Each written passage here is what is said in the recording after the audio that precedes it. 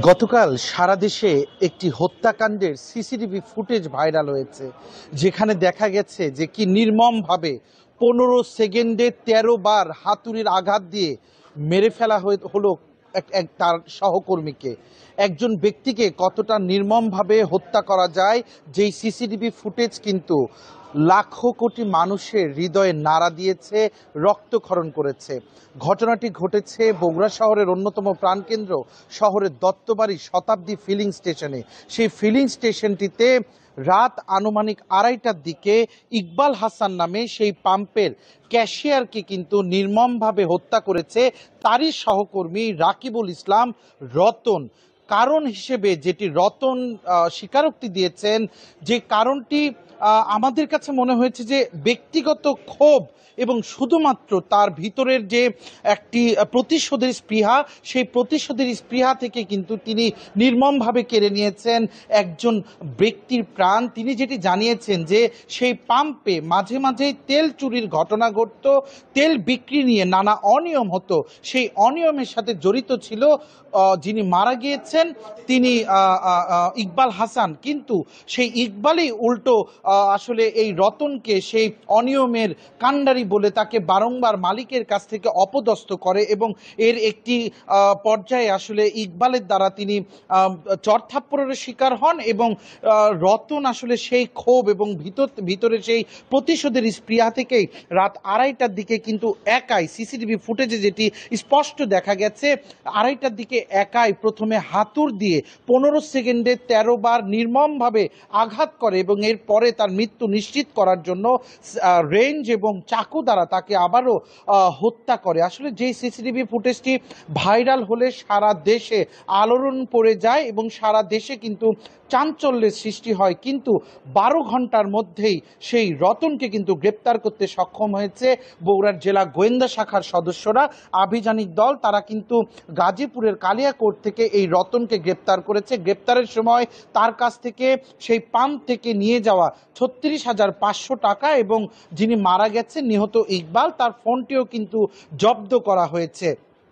আসলে সারা বগুড়ায় যখন এই হত্যাকাণ্ডটি নিয়ে যখন আলোচনা সমালোচনার ঝড় উঠেছিল, তখন আসলে সকাল থেকেই কিন্তু ইকবাল এবং রতন রাতে দুইজন একসাথে থাকলেও সকালবেলা কিন্তু রতন কিন্তু সেখানে ছিল না। সেখান থেকেই পুলিশ এবং যারা গণমাধ্যম কর্মীরা ছিল তারা কিন্তু একটি ধারণা করেছিল যে কোনোভাবে যদি রতনকে খুঁজে পাওয়া যায় তাহলে অবশ্যই ইকবাল হত্যাকাণ্ডের একটি কুল কিনারা পাওয়া যাবে। এর পরপরই কিন্তু সেই কাঙ্ক্ষিত সিসিটিভি ফুটেজটি হাতে পায় ডিবি এবং আইন শৃঙ্খলা বাহিনীর সদস্যরা। তার পরপরই কিন্তু রতন, যার বয়স 25, তাকে কিন্তু গ্রেপ্তার করা হয়েছে। আমরা একটু সরাসরি কথা বলবো এই গ্রেপ্তারি অভিযানের যিনি নেতৃত্বে ছিল ডিবির ইনচার্জ ইকবাল বাহারের সাথে। জনাব ইকবাল, এই হত্যাকাণ্ডটির যে সিসিটিভি ফুটেজ সারা দেশের মানুষকে কিন্তু আবেগাপ্লুত করেছিল, এই হত্যাকাণ্ডটির আপনারা কিভাবে বুঝলেন যে রতনই তাকে হত্যা করেছে, কিভাবে তাকে ধরলেন, এখন বর্তমানে আপনারা কি আইনগত ব্যবস্থা প্রক্রিয়াধীন করছেন?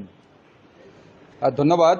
আপনারা ইতিমধ্যে অবগত আছেন যে গত 6 তারিখ দিবাগত রাত্রে আমাদের বগুড়া শহরের দত্তবাড়ি এলাকায় আমাদের শতাব্দী ফিলিং স্টেশনে একটি মর্মান্তিক একটি হত্যাকাণ্ড ঘটে।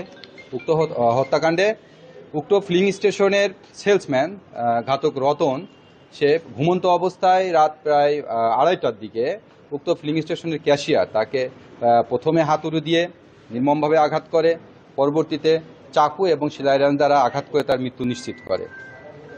পরবর্তীতে মৃত্যু নিশ্চিত করে উক্ত ফিলিং স্টেশনে থাকা নগদ টাকা এবং ভিকটিমের মোবাইল ফোন ওখান থেকে লুণ্ঠন করে চুরি করে সে পালিয়ে যায়। গতকাল সকালে যখন বিষয়টা প্রথমে আমরা অবগত হই, তখন আমরা বিষয় নিয়ে কাজ শুরু করি এবং আমরা ঘাতক রতনকে গ্রেপ্তার করার জন্য বিভিন্ন জায়গায় অভিযান পরিচালনা করি। পরবর্তীতে গতকাল রাত অনুমান 8:30টার দিকে আমরা গাজীপুর জেলার কালিয়াকোট থানাধীন মোচাক এলাকা থেকে তাকে আমরা গ্রেপ্তার করতে সক্ষম হই।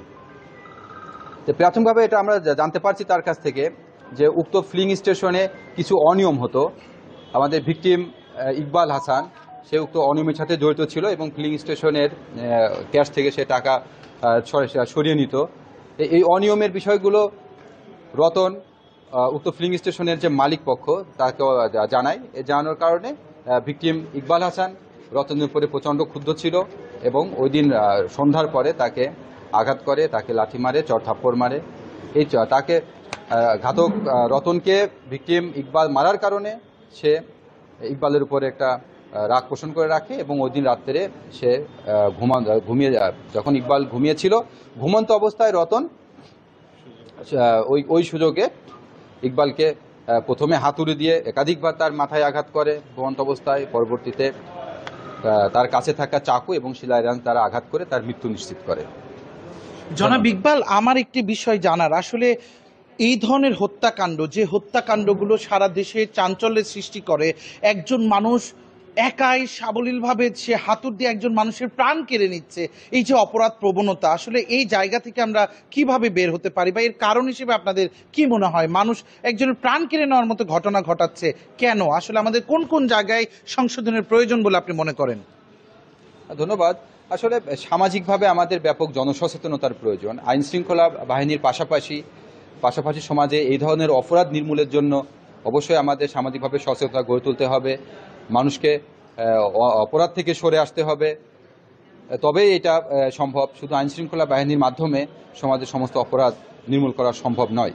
একটা অপরাধ সংঘটিত হয়ে যাওয়ার পরে আইন শৃঙ্খলা বাহিনী সেই মোটিভটা উদ্ধার করে এবং তাকে আমরা আইনের আওতায় নিয়ে আসি, কিন্তু এই ধরনের অপরাধ সমাজ থেকে দূর করতে হলে অবশ্যই ব্যাপক জনসচেতনতা প্রয়োজন, সামাজিক সচেতনতা এবং মানুষের মধ্যে মূল্যভাব, ন্যায়কে ন্যায় বলা, অন্যায়কে অন্যায় বলা, এবং এই ধরনের একটা সামাজিক একটা প্রচুর একটা মনোভাব সৃষ্টি করার প্রয়োজন বলে আমি মনে করি। জনাব ইকবাল, এই হত্যাকাণ্ডে যে আলামতগুলো ব্যবহার হয়েছে, যে যা দিয়ে হত্যা করা হয়েছে, সেগুলো আপনারা উদ্ধার করেছেন কিনা এবং তার রিমান্ড আবেদন করবেন কিনা? হ্যাঁ, আমরা হত্যাকাণ্ডের সময় তার ব্যবহৃত চাকু, রক্তমাখা চাকু প্লাস শিলাইরান্স যেটা দিয়ে সে ভিকটিম ইকবালকে আঘাত করেছিল, ওইগুলো আমরা উদ্ধার করতে সক্ষম হয়েছি এবং আমরা জব্দ করেছি। প্লাস ঘাতক রতন যখন হচ্ছে উক্ত পেট্রোল পাম্পের টাকা এবং ভিকটিমের মোবাইল নিয়ে পালিয়েছিল, ওইগুলো আমরা উদ্ধার করতে সক্ষম হয়েছি। আমাদের মামলা তদন্ত এখনও অব্যাহত আছে। আর আমরা অবশ্যই তাকে রিমান্ডের আবেদন করব, আমরা তাকে ব্যাপক জিজ্ঞাসাবাদ রিমান্ডের আবেদন করব এবং আমাদের যে হাতুড়টা এখন উদ্ধার হয় না, ওটা উদ্ধারের জন্য আমাদের চেষ্টা অব্যাহত আছে।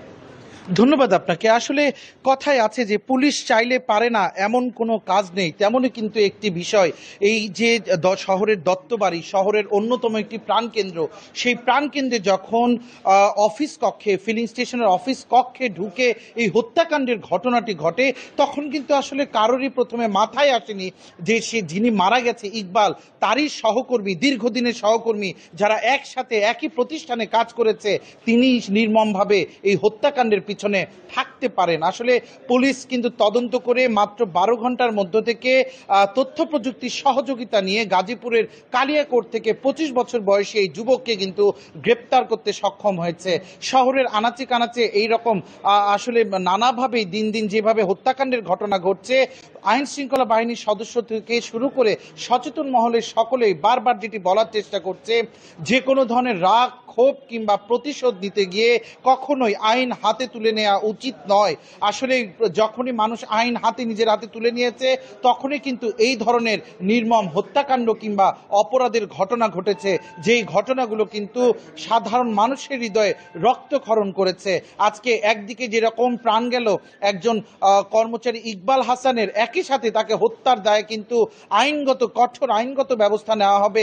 আমার পিছনে যাকে দেখতে পাচ্ছেন, সেই 25 বছর বয়সী রতনের বিরুদ্ধেও আসলে সাময়িক রাগ কিংবা ক্ষোভে সে তার সহকর্মীকে যে নির্মমভাবে হত্যা করেছে, যে সিসিটিভি ফুটেজ কিন্তু সারা দেশে আলোড়ন ফেলে দিয়েছে, সেই রতনও কিন্তু অনুতপ্ত বর্তমানে, যে আসলে সে তার ভিতরের সেই ক্ষোভ এবং রাগ থেকেই এই দুঃসাহসিক কাজ কিন্তু সে করে বসেছে, যার ফল কিন্তু এখন তাকে ভোগ করতে হবে। বিচারে হয়তো তার মৃত্যুদণ্ডও হতে পারে অথবা যাবজ্জীবন সাজাও হতে পারে। এই জন্য আইন শৃঙ্খলা বাহিনী বারবার যেটি আহ্বান জানাচ্ছে, সাধারণ মানুষকে তাদের নিজেদের জায়গা থেকে পারিবারিক এবং সামাজিক সচেতনতা কিন্তু বাড়াতে হবে। একই সাথে কখনোই আইন হাতে না তোলার জন্য কিন্তু আইন শৃঙ্খলা বাহিনীর সাথে যারা যুক্ত রয়েছেন তারা কিন্তু বারবার আহ্বান জানাচ্ছে।